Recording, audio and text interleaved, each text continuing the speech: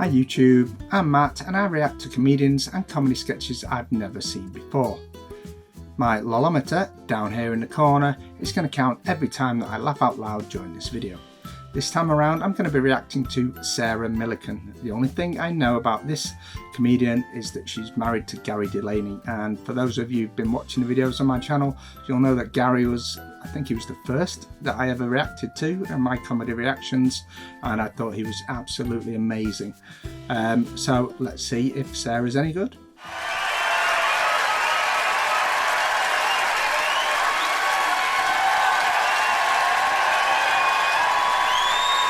Yeah. Bloody hell, that's quite overwhelming, isn't it? Hello, are you well? Yes! Good. There's one person in the middle of that going, feel a bit sick actually. But the rest of you drowned them out, so well done. It's nice to be here. It's amazing to be here, to be honest. I'm from South Shields. Have we got anybody in from South Shields? All the noisy women, have you noticed? I try and, I've got quite an odd lifestyle now. I used to live in South Shields. I live in Manchester now. Ooh, fancy. It's not really. Don't boo it, shut up. But I try and keep quite a normal lifestyle. It's quite odd to do that though. I try and keep down to earth. It's very important to keep down to earth, isn't it? It's quite hard though, because I was recognised. The first time I was recognised was when I was going to my smear test.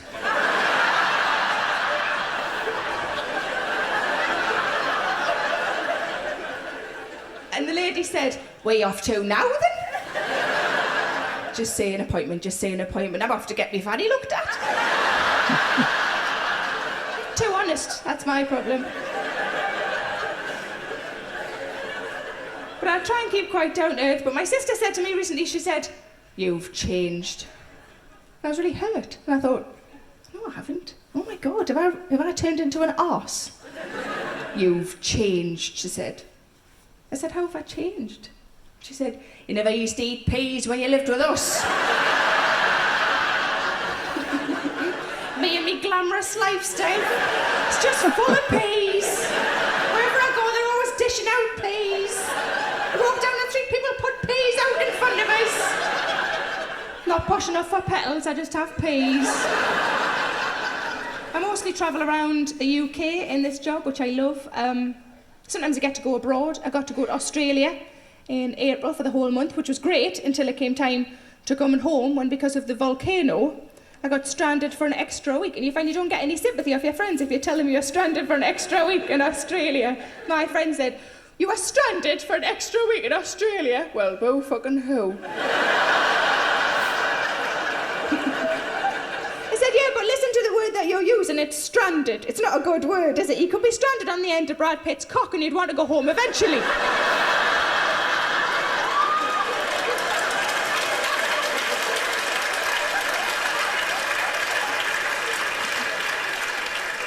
For snacks, if nothing else. But I'll give you like a little potted history of my life so far. Let's do that. I went to Mortimer School. Have we got anybody? Shut up! How exciting is that?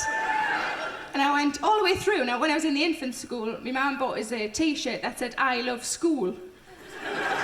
And underneath, in italics, it said, "When it's closed." Always joking. But I was so nervous about being told off that I used to tuck the bottom bit in. Just wandered around school with a T-shirt that said, "I love school." I was subsequently bullied for 12 years. And to be honest, probably deserved it. But I think bullying's good for you. I don't think it's a good thing at the time, but I think you can take your rewards afterwards. Because it made me quite feisty. And I think I'm sort of part male and part female. I don't mean like I've got a little nobble that I can't explain.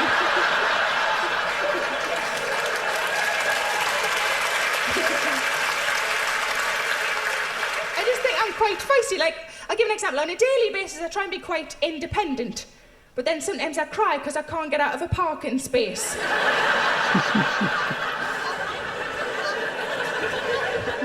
Got a few criers in, that's good to see. I go outside and there'll just be loads of cars abandoned in big piles of tears in the road. I told my friend that, and she said, whenever I can't park, I just find a nice man. I just find a nice man, will he park my car for his pet? I said, are you never worried that he's just going to drive off in your car? She said, it's always a nice man.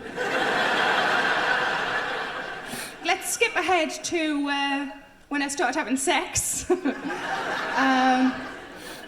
22. I was going to say sex with boys, but I stopped myself short because it was just the one for a long time. But it wasn't always at home, like in a bed lying down. We had sex on the beach once. I know. Wasn't as glamorous as I thought it was going to be. The whole time all I could smell was dog shit.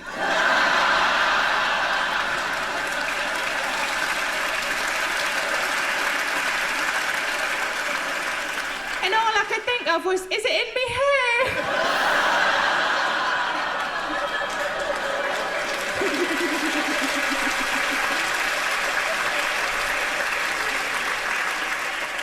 So after that, got divorced. That went well.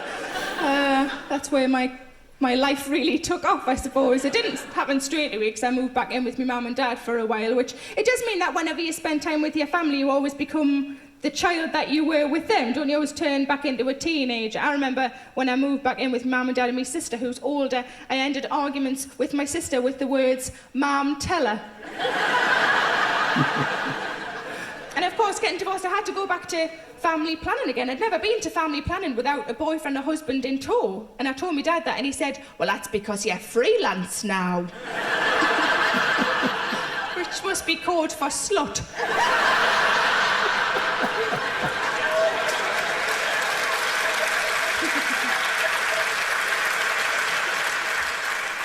But when I went to family planning, she gave me the options, you know, the different things that you've got to choose from, and it ranged right from like an implant in your arm that's like something off Terminator, all the way along to what my mum and dad called jump off a jarrah.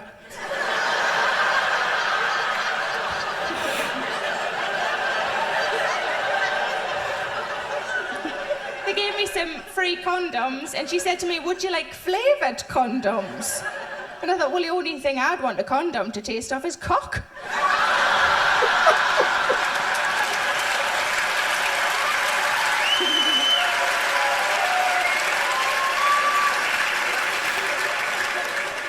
They didn't have that one, so I had to settle for the two most popular ones, which were Lambrini and Greg's pasties.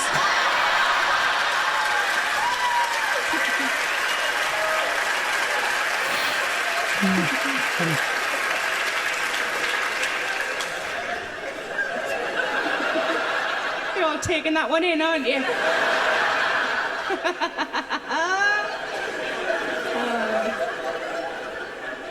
Well, I think we're going to have a fun night. You are a lovely, lovely audience. But it is incredibly, I'm quite overwhelmed, actually, by the fact that you've all come out and that I'm here and that this is going to be on the bloody telly.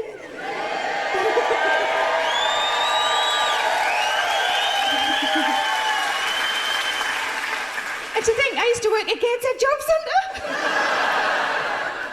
And this all turned around when one man said he didn't love me anymore. How amazing is that? And June, I want to pass on a bit of advice that a friend gave to me when I was at my lowest during that time. She said to me, I'll pass this on to you. I think this is quite useful in your life. She said, don't look for the light at the end of the tunnel. Stomp along there and turn the fucker on yourself. Good advice.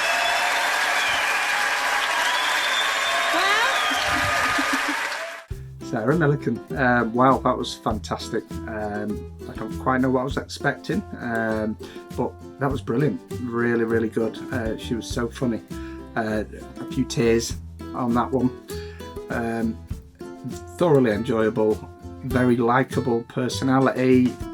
Sort of cheeky and fun. Lovely to watch. Very down to earth.